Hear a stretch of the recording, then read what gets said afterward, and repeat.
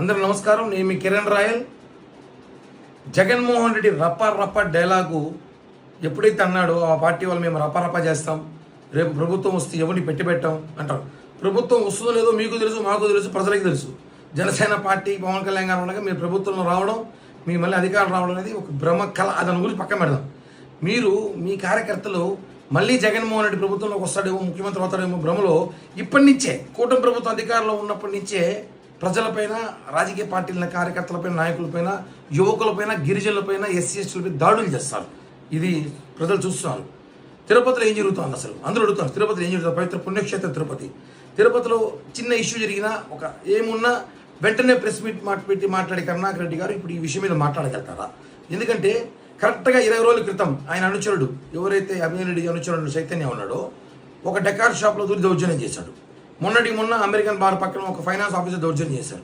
నిన్న తాజాగా వాళ్ళ అనుచరులు తిరుపతిలో ఒక గిరిజన విద్యార్థి, గిరిజన ఎస్సీ కుర్రాన్ని వేసుకొని చావబాదారు. చూసాం ఆ వీడియో. ఈరోజు ప్రభుత్వం స్పందించింది, బాగా వైరల్ అవుతుంది. అంటే ఒక విషయం, మీరు ఏమనుకుంటున్నారు అసలు?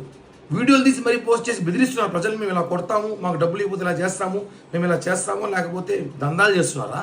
ఎక్కడున్నారు మీరు? కూటమి ప్రభుత్వం ఇవన్నీ జరగవు. ఒకటే చెప్తున్నాం, తిరుపతి ప్రశాంతంగా ఉండాలి. తిరుపతి ప్రశాంతం కోరుకునే బాధ్యత మనందరికీ ఉంది. కాబట్టి భూమన కరుణాకర్ రెడ్డి గారు, ఆయన అనుచరులు, వాళ్ళ కుమారులు ఇప్పుడు దీని మీద ఏం రెస్పాండ్ కాకపోతున్నారు. వైసీపీ వాళ్ళు దాడి చేసి మళ్ళీ దీన్ని జనసేనకి యాడ్ చేస్తున్నారు, టీడీపీ కూటమి నాయకులకు యాడ్ చేస్తారు. ఫన్నీగా ఉంది. ఆడ కొట్టే వ్యక్తి ఎవరు అందరూ చూస్తున్నారు, కొట్టించిన వ్యక్తి ఎవరు అందరూ చూస్తున్నారు.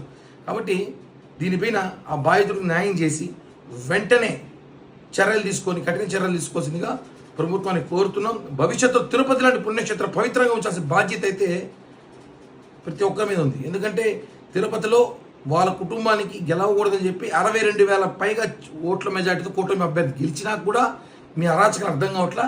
మీ దౌర్జన్యం, మీ రౌడీజం ఉద్దరే తిరుపతి ప్రజలు మేము తరిమేశారు. కానీ మరీ మీరు తిరుపతిలో చేయడం కరెక్ట్ కాదు. దీన్ని జనసేన పార్టీ తరఫున తీవ్రంగా ఖండిస్తున్నాం. ప్రభుత్వం కూడా స్పందించింది. వాళ్ళ మీద చర్యలు తీసుకోవాల్సిందిగా కోరుతున్నాం.